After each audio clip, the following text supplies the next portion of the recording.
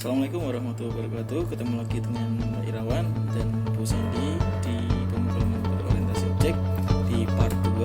Nanti silakan kalian bisa saksikan video yang sudah Mbak Irawan buat, bagaimana cara ngoding di PHP dengan konsep object oriented, dan tentunya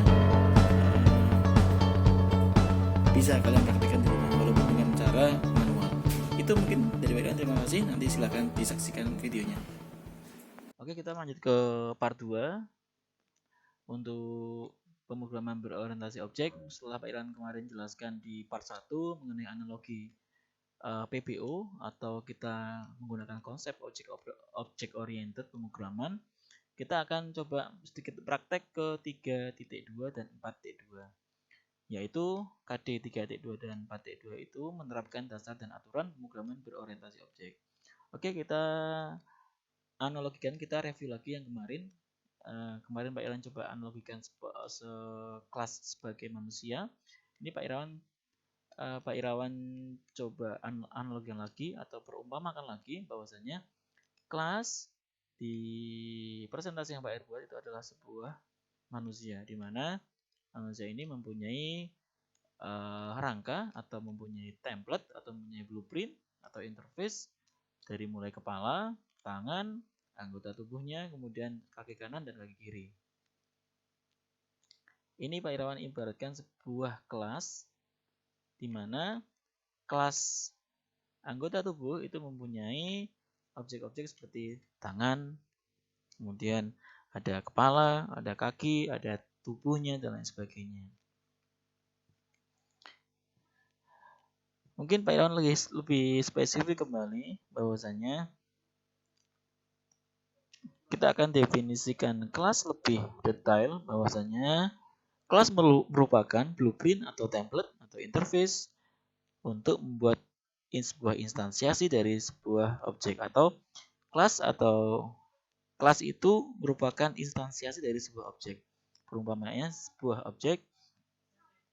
Yang kedua yaitu kelas mendefinisikan objek, bahwasanya kelas itu kita harus mendefinisikan kelas itu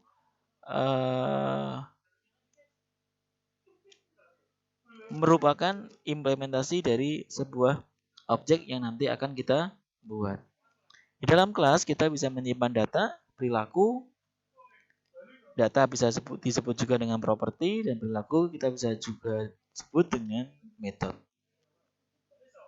Dalam membuat kelas, khususnya di PHP, kita akan buat PHP dengan ngodingnya berbasis web, membuat sebuah kelas dengan keyword kelas diikuti dengan kurung kurawal buka dan kurung kurawal tutup, seperti ini.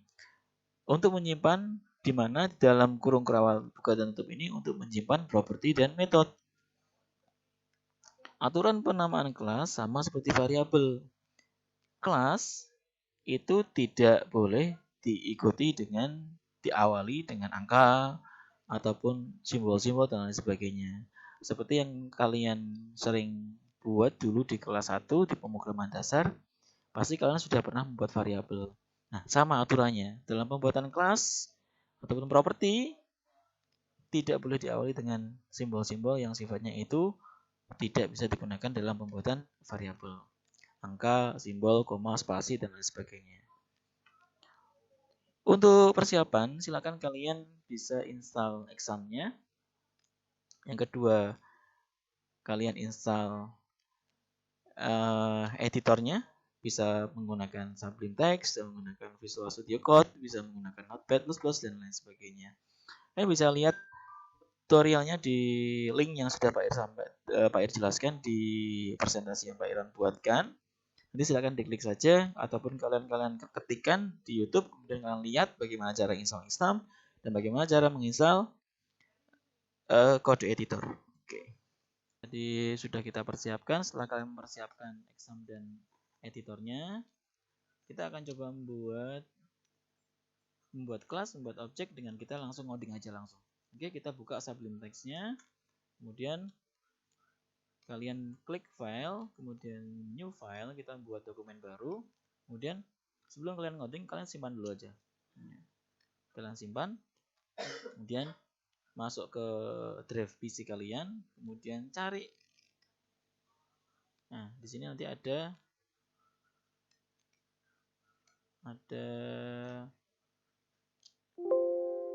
di maaf di C ada exam. Nanti kalian ini Pak Irawan sudah punya exam tadinya. Pak Irawan install ulang kembali. Jadi ada 2 folder exam yang berbeda, tapi ini beda isinya. Pak Irawan sudah install yang baru sehingga Pak Ir simpan di drive C, namanya exam 1. Nanti kalian silakan buka exam satunya, kemudian menuju ke htdocs, kemudian kalian buka di OOP 1 ya. Ini silakan, kalau enggak kalian ulang aja, bisa buatkan folder di dalamnya htdocs. Silakan buatkan folder, beri nama OOP 1, kemudian buka OOP 1-nya, kemudian kalian simpan. Save tipenya jangan lupa, save tipenya kalian ke PHP, kemudian ketikkan saja latihan 1.php. Oke, sip. Kemudian kalian save saja. Oke, simpan. Berikutnya, untuk pembuatan kelas, kalian bisa ketikkan saja langsung seperti yang tadi Pak Iro sudah jelaskan, bahwasanya dalam pembuatan kelas di PHP itu kita mulai dengan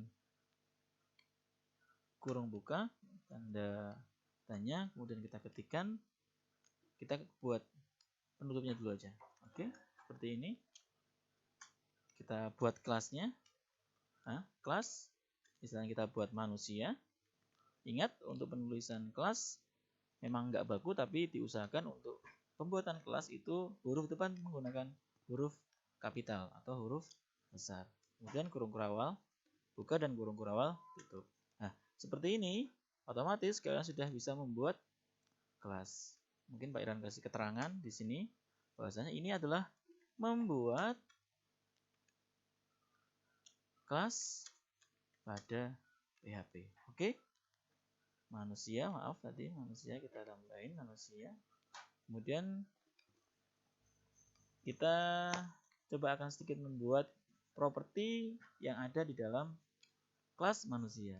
Caranya, Irawan coba kasih keterangan dulu aja. Membuat properti. Kemudian duanya kita gunakan visibility. Nanti kita akan belajar mengenai visibility. Visibility itu ada 3 jenis, ada public, ada protected, dan ada private. Pak Iwan gunakan yang public dulu. Oke, public. Kemudian kita buat properti pada kelas manusia. Kita gunakan string ya, seperti ini. Kemudian kita buat jari manusia. Oke, tidak koma. Seperti ini. Ini properti dalam pembuatan properti di PHP seperti ini. Di public jari manusia. Ini sering kita sebut kalau dulu di pemrograman dasar kalian sering sebut dengan variabel.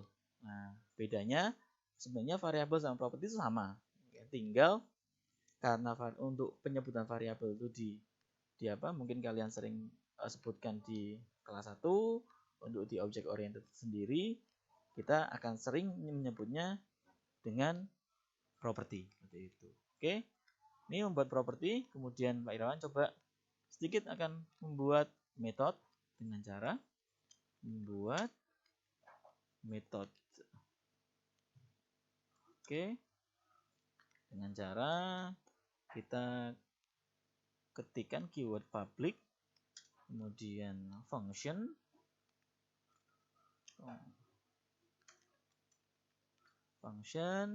kita buat metode gerak tangan. Oke, gerak tangan, kemudian kurung buka kurung tutup. Oke, kita buka dengan kurung kurawal. Nah, seperti ini. Ini cara membuat metode. Oke, membuat metode. Kemudian diperhatikan ini ada kurung kurawal buka, tutup. Ini kurung kurawal buka, kurung kurawal tutup. Oke. Kemudian dalam pembuatan objek kita bisa Gunakan keyword new untuk membuat sebuah objek. Membuat sebuah objek. Ketikkan saja objek yang akan kita buat apa dengan cara string. Kita akan buat objek tangan. Kemudian sama dengan new. Kemudian kita panggil kelasnya. Oke, kelasnya adalah manusia. Oke. Kelasnya manusia, jangan lupa titik koma.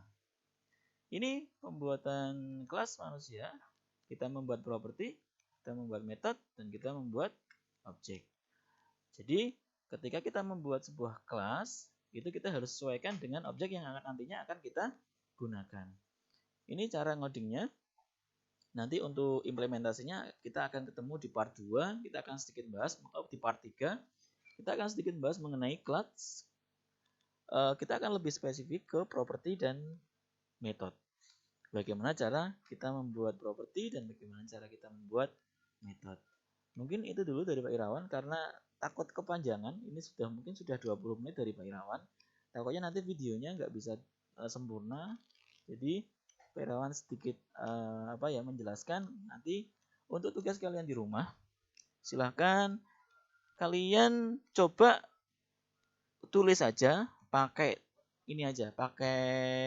selembar kertas. Kemudian selembar kertas itu kalian coba implementasikan ke kelas, buatlah properti, buatlah metode, dan buatlah objek. Silakan kalian ketikkan atau tuliskan di sebuah kertas, kemudian bisa dikirim via WA Pak Irawan. Kalau yang anak RPL 1 bisa ke Pak Irawan, ataupun anak RPL 2 bisa ke Bu Sandy. Karena video ini nanti untuk materi Pak Irawan sama Bu Sandy. Jadi mudah-mudahan kalian bisa lebih matang lah dalam pembuatan aplikasinya, walaupun dengan Pak Irawan jelaskan dengan simpel, tapi mudah-mudahan kalian bisa